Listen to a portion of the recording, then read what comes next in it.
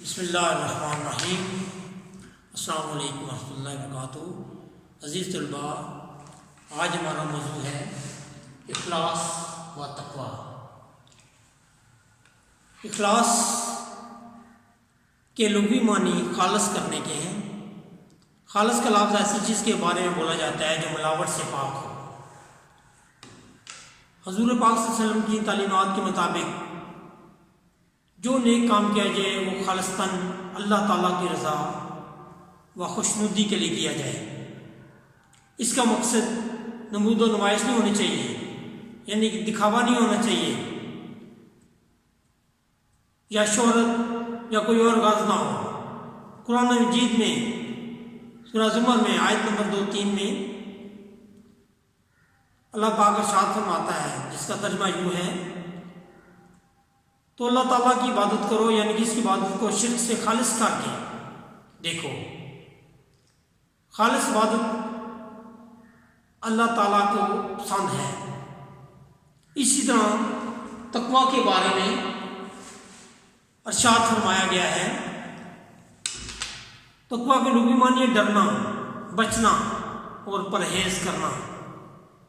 دین اسلام میں تقوی دل کی اس کیفیت کا نام ہے جو انسانوں کو برائیوں سے روکتی ہے اور نیکی کی طرف گامزن کرتی ہے۔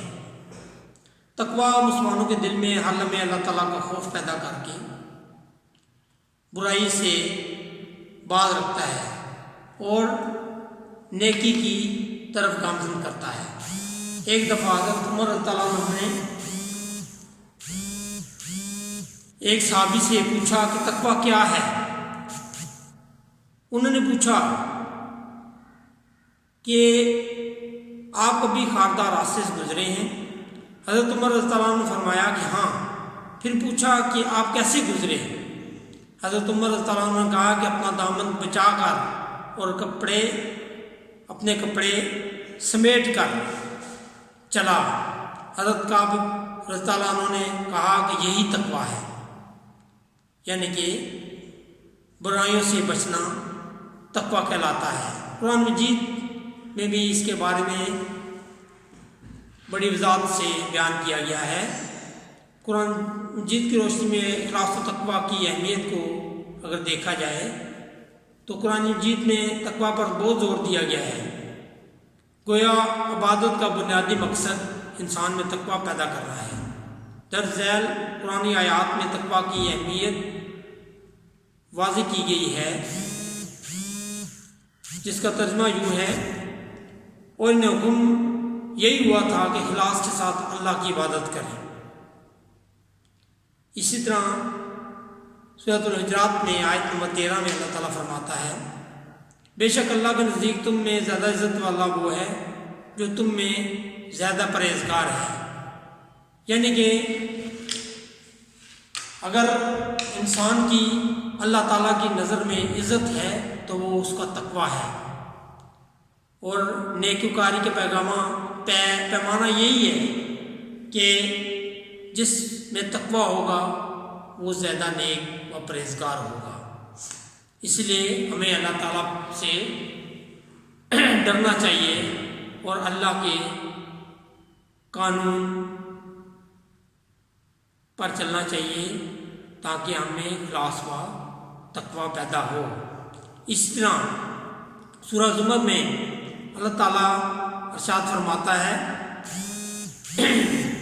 جس کا ترجمہ یوں ہے، کہہ دیں بے شک مجھے حکم دیا گیا ہے کہ دین کو اللہ کے لیے خالص کر دیں، اس کی بندگی کروں، اور مجھے حکم دیا گیا ہے کہ سب سے پہلے میں خود مسلمان بنوں۔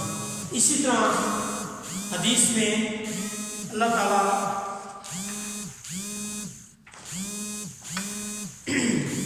حدیث میں بھی ارشاد فرمایا گیا ہے، حضور پاک صلی اللہ علیہ وسلم نے مسلمانوں کے لیے حصول تقوی کو لازمی قرار دیا ہے۔ آپ صلی اللہ علیہ وسلم ہر خطبے میں تقوی کی اہمیت بیان کی جاتی تھی۔ ہر خطبے میں حضور پاک صلی اللہ علیہ وسلم کے خطبہ حجت الوداع کے موقع پر تقریباً 1,24,000 پیغمبر صحابہ 1,24,000 صحابہ کرام جمع تھے، آپ صلی اللہ علیہ وسلم نے اس کو دعا میں فرمایا سن لو، کسی عربی کو عجمی پر اور کسی عجمی کو عربی پر یا گورے کو کالے پر کوئی فضیلت نہیں، ہاں اگر فضیلت کا پیمانہ ہے تو وہ تقویٰ اور پرہیزگاری ہے، یعنی کہ تقویٰ اور پرہیزگاری کو فضیلت کا معیار بتا دیا گیا۔ اللہ کے نبی صلی اللہ علیہ وسلم کی پوری زندگی اخلاص و تقویٰ سے مزین ہے۔ اعلان نبوت سے قبل بھی آپ کا دامن ہر قسم کی معاشی و معاشرتی برائیوں سے پاک رہا، حالانکہ پورا عرب معاشرہ شراب نوشی، قمار بازی، بدکاری، چوری، دیگر اخلاقی بیماری کا شکار تھا، لیکن اللہ تعالیٰ نے آپ صلی اللہ علیہ وسلم کو اس سے دور رکھا۔ آپ صلی اللہ علیہ وسلم اعلان نبوت سے قبل غار حرا میں عبادت کے لیے جایا کرتے تھے، اعلان نبوت کے بعد بھی آپ صلی اللہ علیہ وسلم اللہ تعالیٰ کی خوف سے لرزہ رہتے تھے اور امت کو بھی تقویٰ کی تاکید فرماتے۔ آپ صلی اللہ علیہ وسلم زندگی میں کہ ہر معاملے میں عدل و مساوات سے کام لیتے تھے، ہمیشہ سادہ خوراک کو ترجیح دیتے تھے اور دنیا کی تمام نعمتیں میسر ہونے کے باوجود آپ صلی اللہ علیہ وسلم نے سادگی کو اختیار فرمایا۔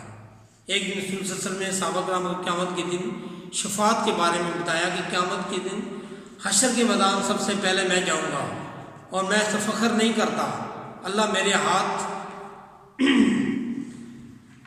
لوائے حمد دے گا اور میں فخر نہیں کرتا۔ یہ امتیازات حاصل کرنے کے باوجود بھی آپ صلی اللہ علیہ وسلم نے کبھی غرور کا مظاہرہ نہیں کیا، بلکہ آپ صلی اللہ علیہ وسلم نے ہمیشہ انکساری، سادگی اور برداشت سے کام لیا۔